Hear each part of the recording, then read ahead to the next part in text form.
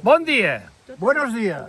Degut als dubtes Debido a los ductos que ha habido que hi ha hagut amb la gran apagada, con la grande apagón, vols parar de traduir al castellà, burro? hombre, tenemos que practicar un poco porque si no lo perderemos. Tothom sap que tothom parla català, no parla ningú castellà. Por eso digo que tenemos que hablar un poco el castellano, si no vamos a perderlo. Y si vamos a Madrid, I si anem a Madrid? ¿cómo hablaremos? I tot va començar amb un poble d'Extremadura a les 12:20 que es diu Orellana la Vieja. Orellana la Vieja? Orellana la Vieja m'has dit? Allà celebraven un ple a l'Ajuntament i el regidor va i fot un pet. Per cert, un pet de diarrea explosiva. Collons, paterràs. El paterràs? Bueno, Déu-n'hi-do, sí, podia ser un paterràs. I gros que era, per cert. Allò va fer caure els ploms de l'edifici i, a més, l'única torre d'alta tensió del poble. Ui, molt greu, no? I a les 12:23 tots els habitants de Montijo trucaven al 112 perquè no tenien llum. 112, emergencias, ¿en qué puedo ayudarla? No tenim llum. Lo siento mucho. Que raro. Vamos a ver qué está pasando. Pero bueno, hay mucha gente que está llamando, señora. Disculpe, Però adiós. usted és de Montijo?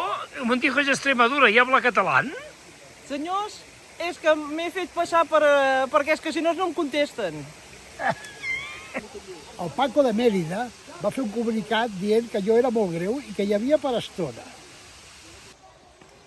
Els francesos i els marroquins ja van veure l'apagada de la llum de la península i ens van enviar una galletada de piles. Vols dir Bueno, com que fa riure... d'un vol i mig, vale.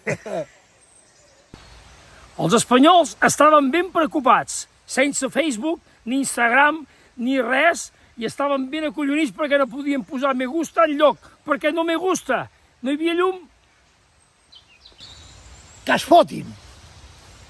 Al supermercat vaig anar l'altre dia, es va acabar moltes coses. Vaig buscar piles, res. Piles grosses, piles petites, res.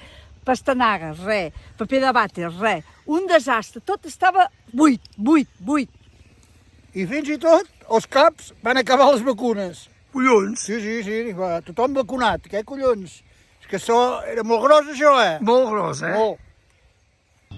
No es podia pagar amb targeta. La màquina del pa no tallava. I a més, el Tesla no el vaig poder carregar, Això era gravíssim, A la tele, en Sánchez i a l'Illa deien: no patiu, estem treballant. I ningú s'ho creia. Pum! I tot plegat va venir el llum. I ningú s'ho creia. La Renfe era l'únic que funcionava. De fet, anava com sempre. La R3 no anava res. Això sí que ens ho creiem. La Renfe va una merda. I d'aquí 9 mesos es veurà el resultat de l'apagón. Vet aquí un gos, vet aquí un gat i aquí la llum ha arribat.